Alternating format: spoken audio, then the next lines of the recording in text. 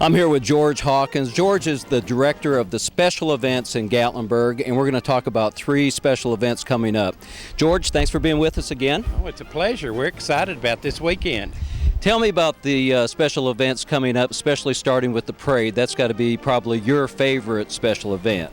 It is. We started that in 1976. This is the 29th year, so next year we'll really have a big blowout for number 30. But this year the parade is on Saturday night, and we have added fireworks to Sunday night. So we should have a wonderful weekend. But it starts off really tomorrow. Red Baron Pizza will be in furnishing free pizza, and Swans will do ice cream for our volunteers from 1 to 4 in front of the convention center Thursday and Friday. Saturday they'll feed our parade decorators and parade participants in front of City Hall from 1 to 4, and then later that evening in front of LeConte Galleries. So they're a big participant. Their 2 big floats from New Orleans will be brought in. They're all very colorful, and they have been wonderful participants in the parade this year. The Grand Marshals this year are the Tennessee Titan cheerleaders. That's what I heard. Tell us about that. How did you hook up with the cheerleaders, and tell us a little bit about them, please. Every year we wonder who we're going to get as the Grand Marshal. So one of the girls in the office, Alexis Smith, said, well, let's see if the Tennessee Titan cheerleaders might come and be Grand Marshals. So I said, well, Alexis, give them a buzz. Well, they did agree to come, and they're all excited. They'll be staying downtown next to the aquarium, and Steve Files said he would feed them and take care of them. I thought, oh Lord, that's like a chicken in the hen house. But he's going to send them through the aquarium, and they're going to play host for a VIP party for the cheerleaders. And then Bill Landry from the Heartland Series will be here as honorary Grand Marshal, along with Louise Mandrell. So we're excited about all those fun people. Then we're going to honor our military this year like we did last year, and we have large commercially designed floats for the Army, the Navy, the Marines, the Air Force, and the Coast Guard. So we have a lot of balloons. We have 8, 9, 10, about 11 balloons this year, helium balloons. Friday evening we will inflate Felix the Cat at light number 3. That's a cold air. So I think the kids will enjoy seeing that. Then we have the Chinese acrobats. They're new to Sevier County. They'll be on a float. Governor's Palace will send their crew up. There's about 50 members in that presentation. So they've got an escort because they don't get out until 10 o'clock. So they'll come the back way and just slide right in onto one of the floats. George, it sounds like you got a heck of a lineup. Now, the parade starts at 1 minute after midnight on Saturday night. Is that correct? That's correct, and we bill it as the first parade in the nation because of that at 12:01. We usually have anywhere from 80 to 100,000 people lining the streets. The Swans and Red Baron float drivers from New Orleans estimated the crowd at a lot more than that. It's unbelievable to think that there's that many people up at midnight to watch a parade. It's something to see if you've never seen it before. And then Sunday night, the night of the 4th, what's going to happen then? Well, now, we're going to have fireworks that night. And anywhere from downtown you can see it. We did a trial the other day. You can see the fireworks good from 321 to Brookside, Ace Hardware, areas like that. On River Road, Christus Gardens, you can see them from there. The Aquarium Plaza, all of that area downtown is perfect.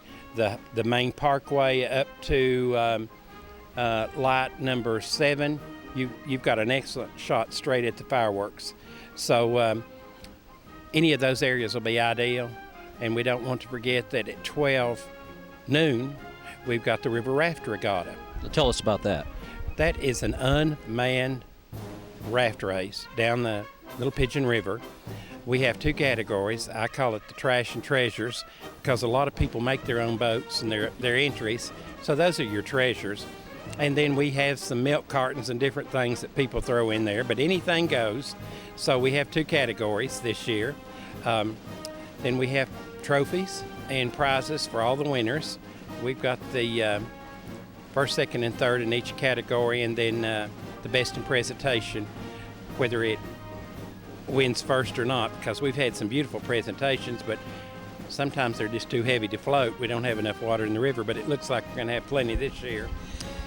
And then it starts at Christus Gardens on River Road, and it goes to the Aquarium Bridge, and that's the finish line. So you can, once they start the entries at Christus Gardens, everybody follows down River Road along the sidewalk to see where their entry is.